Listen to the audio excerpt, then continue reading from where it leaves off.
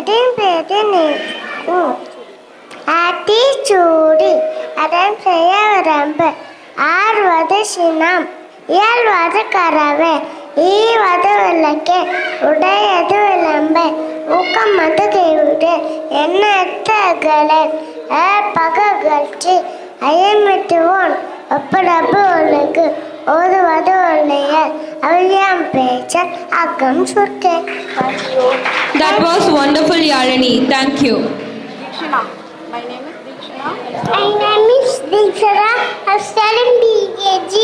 தமிழ் மாதங்கள் தமிழ் மாதங்கள் 12. நிமிர்ந்து சொல்லுங்கள். தமிழ் மாதங்கள் 12.